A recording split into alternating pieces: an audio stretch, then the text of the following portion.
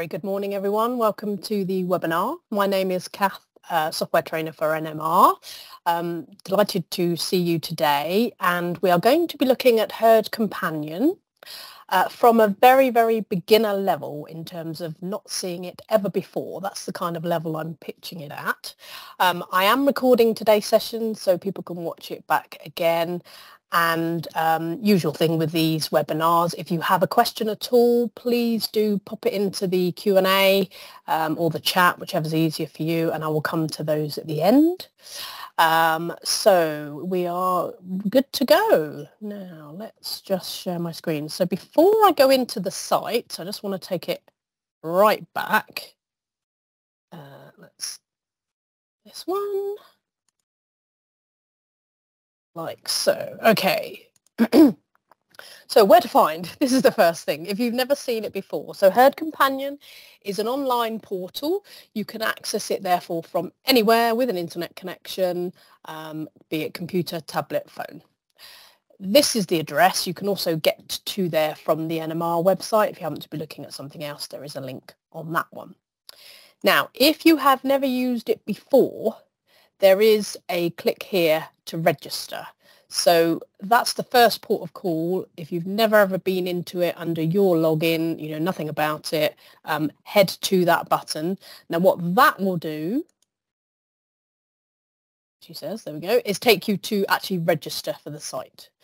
Now, there's a user code, which is usually your herd number, but at this point, that might be as far as you can get until you give us a call, because we do have a 4-digit password you may have lurking about the place, but chances are probably not. So it's just a sort of internal reference to get you registered. Here is our number on the screen, so do give us a call. Say if this is the level that you're at, then we can provide you with that password. The whole point of doing this is to make it a much more secure site. So we're using an email address. So that's the next step in this phase here. Your email you'll put in. You generate your own password, which has certain restrictions, same with any kind of website. That will send you an email to confirm. Again, that's quite a normal process now. And then you're away. You click on the link and you can log in thereafter. Okay, that's the end of my PowerPoint. Now, if I go into the site, so it may be you've got past all that level and you've actually had a look, but you just perhaps not too familiar. So that's fine. But yeah, in any step of the process, do give us a call. And if you've got this far and you're thinking, what on earth is this all about? Then again, give me a shout or NMR and we can absolutely help you and walk you through it. So this is our landing page. Once you've logged in, you will come to here. So everybody has the same landing page and the same structure of the site, really, but you can do an awful lot with it to get the data and the specific cows that you need to look at. So firstly, this bit here is an advertising board, if you like, which will then change from time to time. So you might see different things popping up on there. So that one just takes us, for example, into the key performance indicators. So you can actually click on that advert and then go and have a delve into a bit of benchmarking to see where your herd sits in relation to sort of 50 herds in each different group. So there's a few bits on there. This one is potentially more of interest, and this will change every day or every time you have a milk collection. So this graphic here is based on payment test results, and it's MQM for short, which is Milk Quality Monitor, and that's coming direct from NML, so direct from your bulk milk payment tests. We have a cell count, protein, fat, and a back to scan reading. So that little nugget there, that's your back to scan, pretty low on this herd, and then you can see your last test that was done in the big letters and the previous test of that in the brackets there. So this will change, as I say, on a very, very frequent basis, so it's really handy just to keep an eye on. If I click on this graphic, I can actually expand on that and go and see any previous tests at all.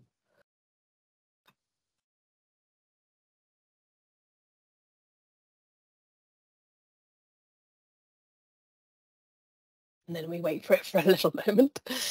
That's always the case, isn't it, with these things? Sometimes it loads quicker than others. But the whole point of this Herd Companion, though, we've got thousands of people using this every week, and we want to encourage you to use it on a really regular basis. So it's not just about, what's my latest recording been done. As soon as I get notified of the recording, I go in. This is changing very regularly. So payment test results, absolutely. And then you've got other data that could be going in from maybe software that you're using on farm. So it's a constant evolving portal where you can access data. And if we've got any third parties listening in, so advisors and vets, you can access your farm's data as soon as they hit the ground as well, and possibly in between recordings if they've got software with a live link. So milk quality monitor results. So that's taken me straight into this table here.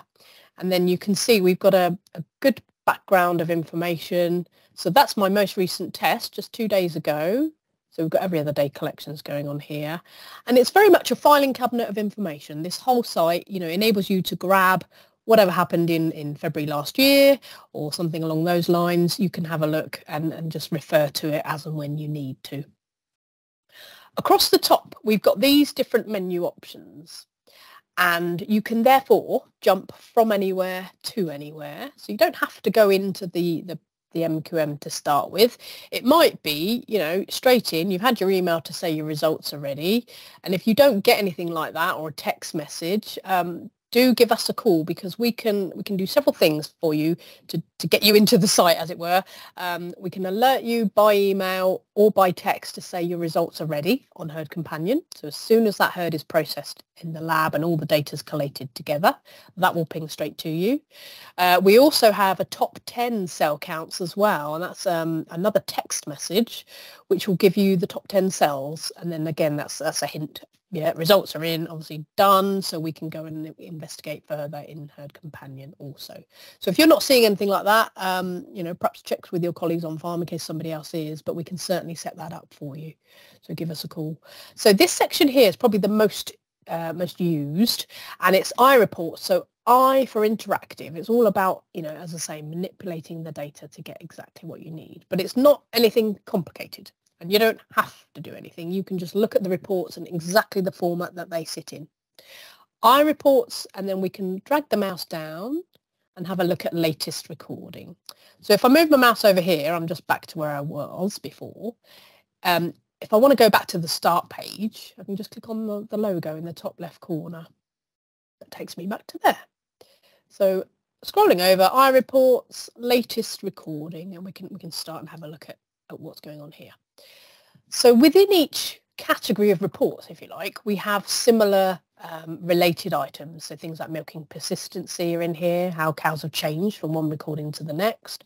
We've got more overviews of lactation going on, and we've got a cell count report dedicated for all those cell count bits and pieces. So a couple of things to note on here.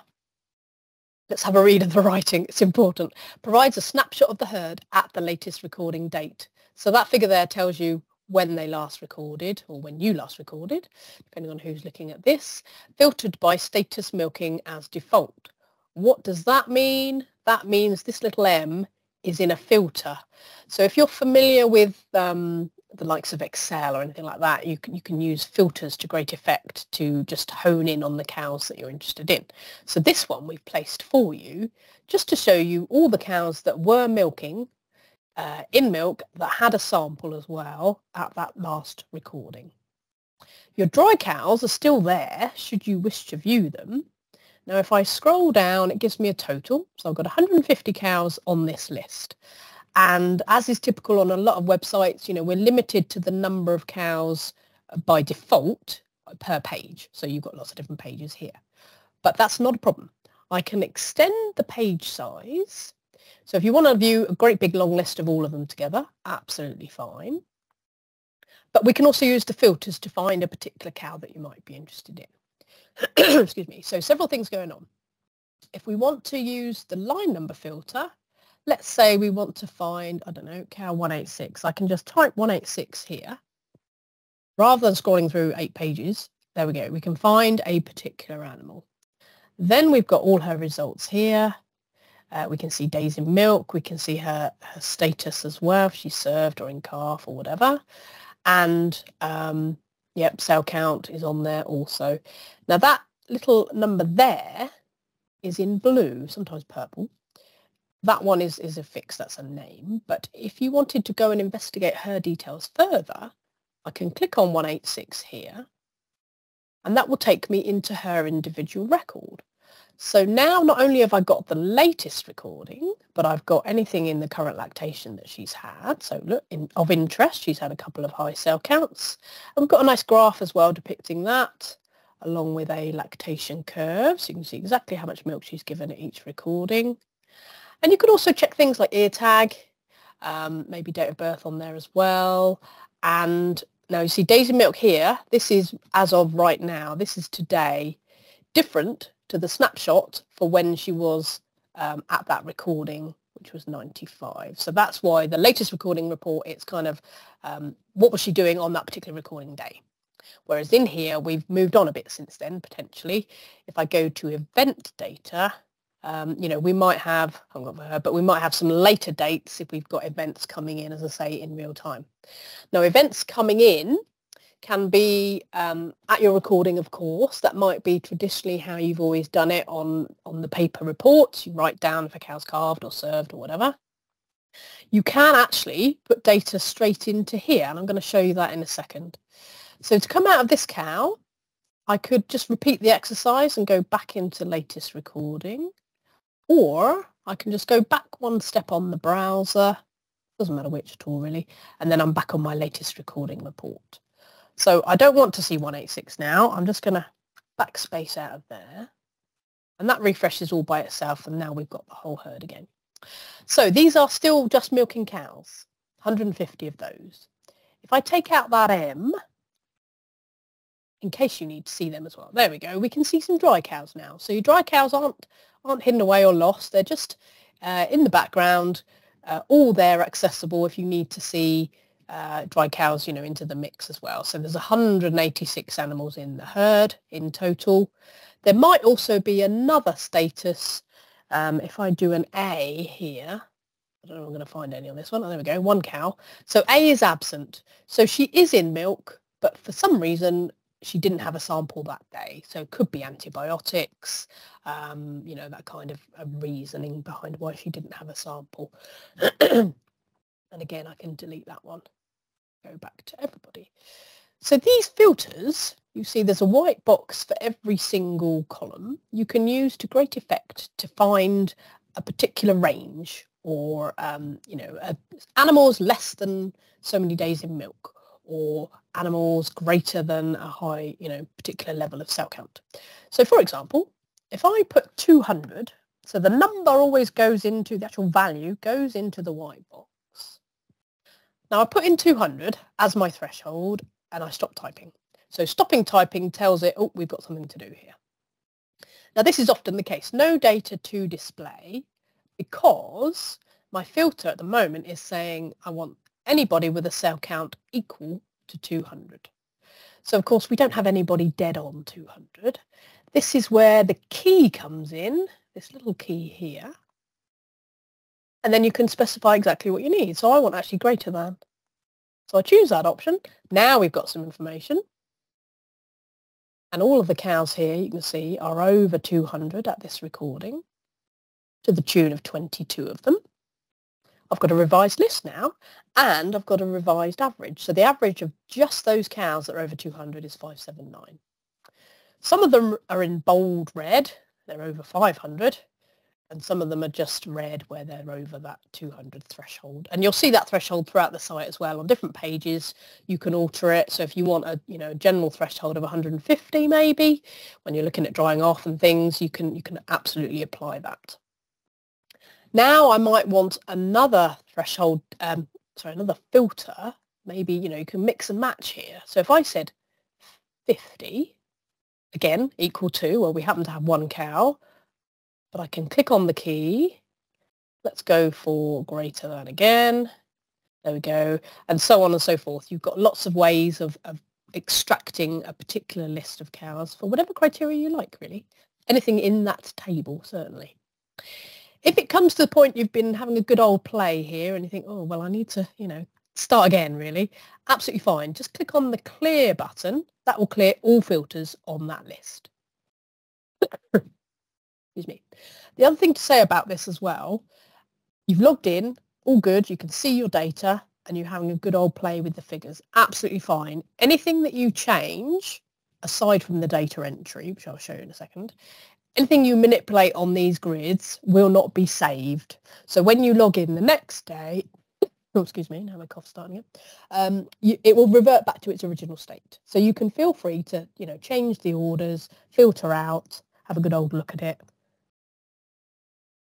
and it will go back to its, oh, sorry, original thing. Let me just pause a minute.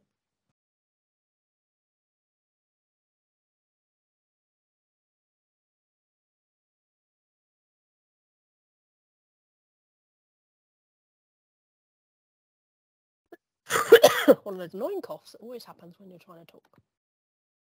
The other thing you can do here, aside from the filtering, is sorting. And you'll see we're in line number order at the moment. But it might be, and that's our default, so it will always go back to that state there. Might be you just want to have a quick look at the cells and see who the highest ones are. So we just need to click on the heading.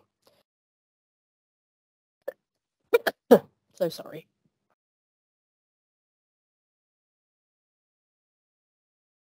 I click on the word cells. Now that will sort in ascending order to start with. Same for any of these. And you'll see actually, because I've now shown the dry cows, they're all coming up pretty much here. We can exclude those again, absolutely fine. But if I just sort the other way, a single left click, and we're back on the descending order. Again, a really useful herd average at the bottom. And then you can just change to, back to line number order. But as I say, you don't have to undo every step that you've made on here. Next time you log in, it's all good to go again, exactly the same. A couple of other things on all of these grids. So they all work the same way. They've all got those filters. They've all got the sorting mechanism and the grouping as well. So grouping, even if your herd is not set up in management groups on NMR, it doesn't matter. You can group again on here by whatever you like. So for example, grouping by lactation number might be of interest. All you need to do is left click on the header and just hold that down. See, that becomes free. So I just drag it up to the blue area here and let go. And that's now grouped my herd just temporarily by lactation number. So I can see total number of animals in each of those groups essentially, which is quite interesting. Might be, out of the lactation 1 animals, we've got 70 of those. I've now got a revised average. So particularly if there's a certain cohort of cows you're discussing with your advisor, maybe they're fed differently, they're housed differently, something's going on with the cell counts, we can just sort of see elements of that potentially in here. You can expand as well, so the plus button, there you go, you can see exactly who those 70 are. And again, if you're limited on page size, just change that to all and you've got one big long list.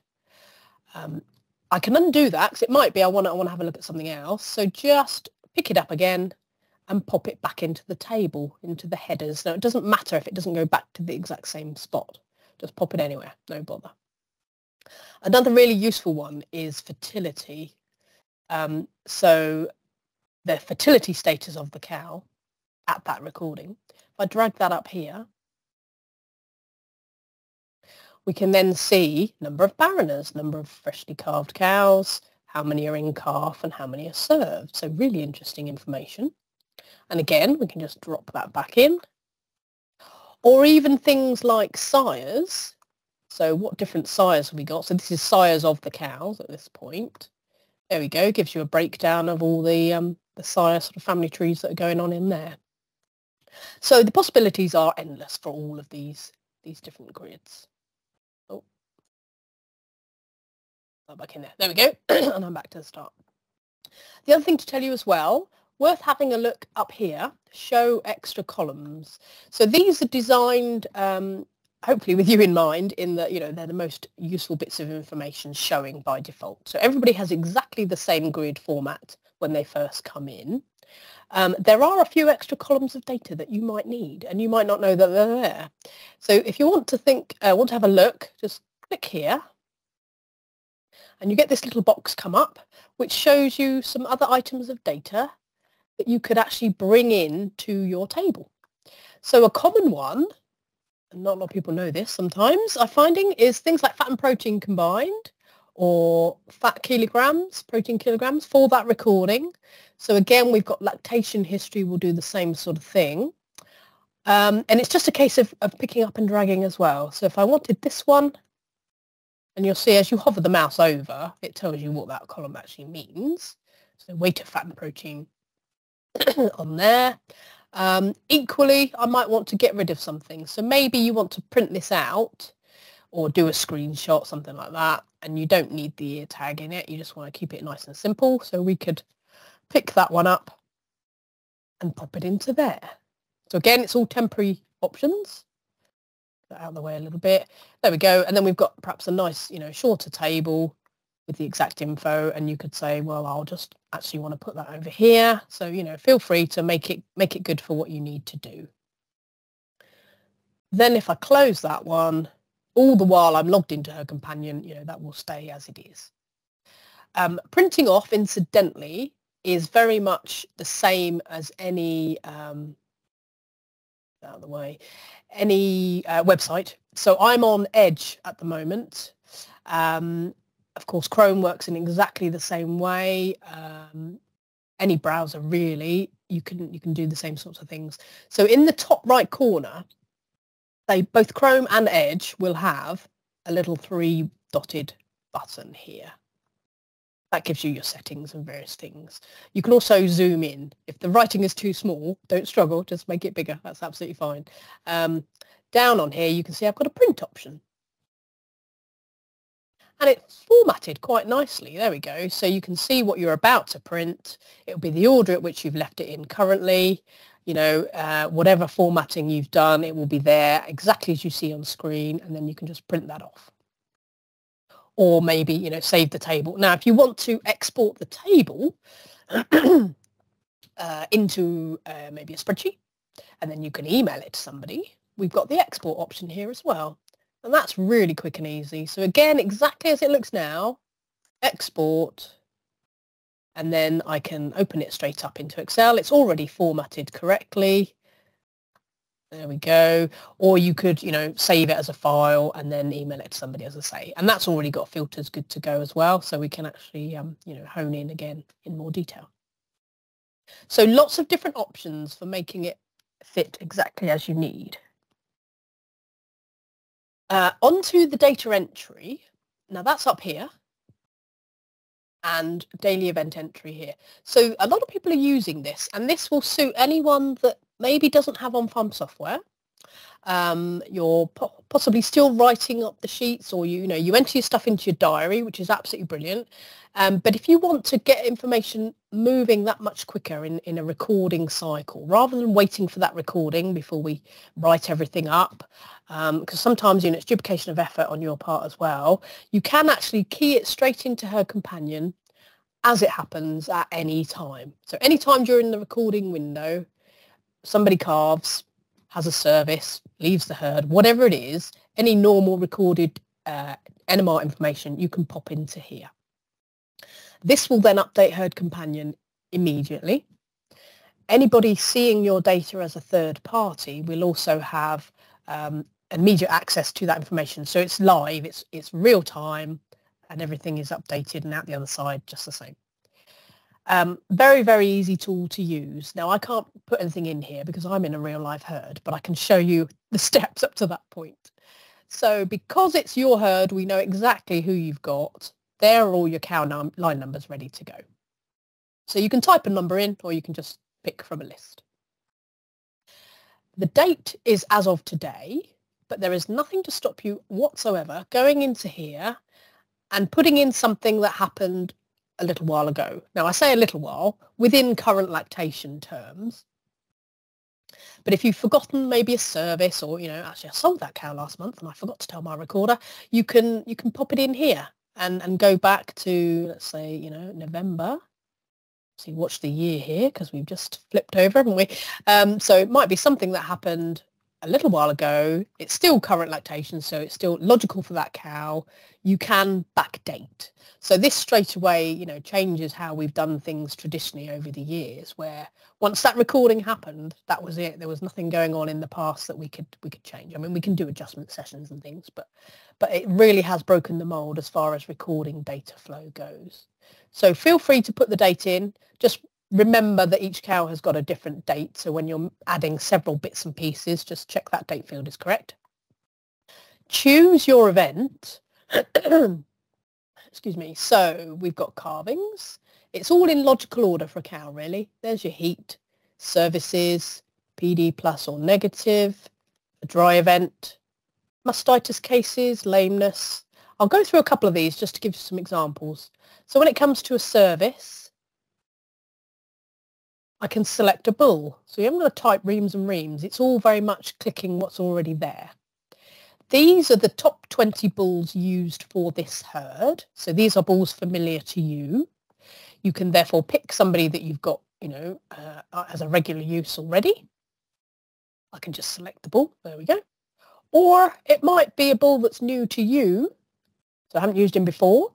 Search NMR for a bull. And then you can look for the entire database for any name of a bull, or you can pop in the AI code if you've got it there. Search NMR, and chances are it'll be on there. If it's an own bull, so something on farm that is new to NMR, we don't know about it, then you might need to wait for the recording. But generally speaking, all the sires in the land are on here, you know, for AI, generally speaking. So that's fine. Okay, so for a service, we've got a date, we've got a sire, that's all we need. And then you click add event. So I'm not going to do that now for mine, but what that will do, it will clear this page and you can then go on to the next cow. So you can, you know, do it in whatever order you choose. We could go to cow 39. As I say, just watch for the date because it might be now something that's happened today. January, where are we? There we are. And then we might go and do maybe a mastitis case, something like that. So now we've got different options. Mastitis on this day, which quarter was affected. So you can just tick and then again add event. So you can rattle through all your cow data quite quickly. Other things, lameness, we can certainly do that. Now there's a few different options in here. So lameness reason, you can select a general reason, general lesion type. You can select a leg, or you could select a lesion for that leg. So it does get quite involved if you want it to be. Front left leg actually had a sole ulcer. And at the same time, coincidentally, the front right may have had white lines, something along those lines, absolutely fine. And again, add event. So as you're doing all these different events, there is another step you do need to do. And you'll see down here, number of events to confirm. So this will go to red. And we've just got to confirm all these events, which is like a secondary check, just to make sure you're totally happy with them before you press the big button and it's live on the system.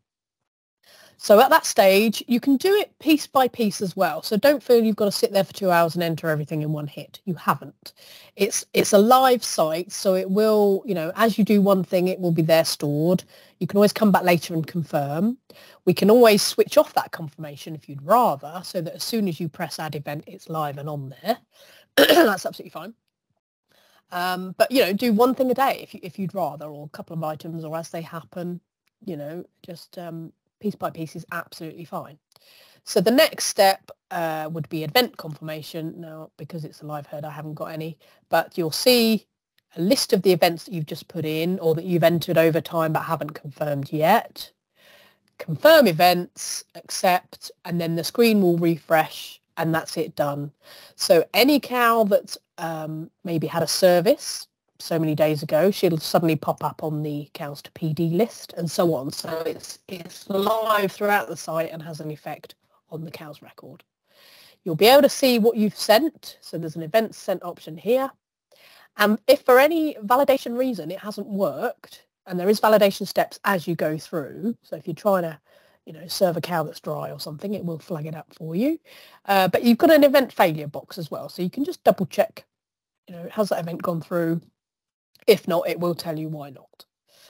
events sent. So that's it essentially. Then I've got nothing on here because I haven't done it, but you can go back in time and check, what did I put in when I was last looking at this 2 weeks ago? That kind of thing there. If for any reason you put something in and it's incorrect, but it's already been sent, job done, just give us a call, or you can wait for your recording, whichever you like. We can correct it, take it out again, absolutely fine. Okay, so that's the gist of data entry. I will be doing more webinars throughout the year, sort of next steps in terms of mobility scoring, because there's quite a lot with that as well. But yeah, for now, just to give you an overview of that one. I hope that was useful. I'm just going to finish off now with the other sort of key area, which is Johne's. And we've got disease monitor up here. So again, there's lots and lots of different options on this one, but just to give you an idea of where it is. So if you're testing for Johne's, whatever level you're testing at, the Johne's results are all on here. Herd-wise is the quarterly testing scheme for the whole herd. But we do have herd tracker, which is a 30 cow screen each time, and Johne's 1, 2, 3, which is once a year, twice a year, or 3 times a year. So there's various options, and you've also got individual test results. If you're doing something ad hoc, maybe to try it out, you'll find those in there. So the herd-wise scheme, I'll just show you this one. Let's say they're all bundled together. If you can't see your data under herd-wise, it might be perhaps on one of the other schemes elsewhere. There you go. But the purpose of this, it's got history. You can see right from the get-go when you started testing for Johne's, all of the results are on here. So we've got some really useful herd trends. And all the detail as well per cow. So anything ever tested really, but these are all the current ones, live cows in the herd, the latest test and their classification. And you'll see that J score or code that will pop up in various places throughout the site. So when you're drying off cows, it's there as a reminder, and also freshly calved ones as well. So I'm going to leave it there. That was quite a lot to take in. And yes, if you do have any questions right here, right now, please do let me have them. I'll just stop sharing my screen for a moment. So feel free to write something in the chat if you would like. Or you can raise your hand. Well, if that was all good, that's fine. But what I will do is I will email all of you the copy of the recording. It also goes onto our YouTube site, so you can watch it again whenever you like. Thank you all very much for attending. I'll be happy to have any feedback in terms of, if that was pitched at the right level for you. Oh, we've got a question in. Lovely. Thank you. I'll say there will be more of these throughout the year as well. Several cell count results from multiple milk recordings to show on the screen. Yes, absolutely. So that's possibly one for another session in its own right, but I will show you now for sure. So we can just go up to here. Now, some reports do appear in more than one place, which is quite deliberate because they fit into another category. iReports is, covers all bases really. Here's my cell count one. I can also get to it, production cell count report. So just as an example, if I go into this one, excuse me, we have a little graph, and then down the bottom here is your cell count report. So we've seen some of this on the latest recording, but we had everything else going on as well. So there's the latest recording one, but we've also got previous recording here, right the way through to the last 4. And also consecutive highs, so how many highs they've had together, previous lactation highs. So there's an awful lot going on this one list to give you an indicator of, they're high now, have they always been high? Are they a new high? That kind of thing. So that's where your type will come in, and I can go through this in more detail, probably again another session. But that's where you find everything you need to know about cell counts, mastitis cases as well. And again, you can export, although it looks slightly different to the other report, it works in exactly the same way. We've got our filters, we've got our sorting, group by, and you can export even now into, you know, PDF style and so on. And link to your individual cow, so you can check out each cow as well further back if you need to. Right, following on from that, brilliant. What if you want to go back to previous year and previous lactations? For example, if you're trying to evaluate whether the cow was an issue last year and last lactation. Well, hopefully I've sort of answered that. If I go back again, yeah, so a lot of this is current lactation, absolutely. So if I were to look at this particular cow here, as she's top of our list, she warrants a little attention. We can see current lactation here only. And we can see lactation history, but I can't actually go back to her previous lactation, all the individual results. But you've got an average idea cell count on this one. So this is her current one, fourth, not yet complete. These are the averages of each previous lactation. But within that cell count report, and I know this has been asked for recently, you know, I want 12 months worth of cell counts to see what's going on. Well, can this report not do that for you, in a sense that we know on here highs current lactation. So she's had 3 highs for the whole of her lactation, which we saw in that individual report. And actually, they are quite recent. So those are the last 3 there. The number of consecutive highs is 3. So there've only ever been 3 that have gone on consecutively, one after the other. We know previous lactation, she had none. So this is another indicator that she's not a long-standing chronic cow, although she qualifies as a chronic now because her current cell count is high and also the previous one. So that's how that's classified. We can see whether she's had mastitis cases this lactation, none recorded. We've got days in milk, so, you know, early days perhaps yet anyway, and she's a 4th lactation animal. So there is an awful lot of info in here. If you look thoroughly at the list, it will tell you pretty much what you need to know. Contribution to bulk as well. So in terms of, you know, concentration, that's quite considerable for one cow, isn't it? 16%. So there's that, and you can then also, if you want to drill down even further to that, you still can. Production and cell count status. I'm not going to go into there now, but as I say, this is a perfect topic for next time. You know, you can break down the chronics and the repeats and how many are new and that kind of thing in terms of their how bad their cell counts are relative to everybody else from a herd perspective. Okay, so I hope that answers that one. Definitely going to do that now.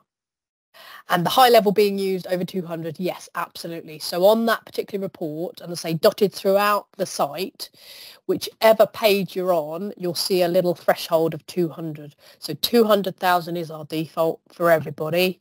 By all means change it, and then the figures will adjust accordingly. So anything red will alter, and in terms of number of highs, that will alter for that particular page. So if you then go to the dry cow list, you'll need to change the threshold on that one as well to have the same effect. Okay, brilliant. Thanks for the questions. That's really, really handy. So I'm going to do that next time. Anything else from anyone? No, we're all good. That's brilliant. Thank you very much indeed. As I say, do feedback to me if you want to see a particular topic or, you know, any comments at all on how you thought that was. Apologies for the coughing. Managed to control myself there. Yes, thank you very much for attending, and I will speak to you again very soon. Very good day. Bye for now.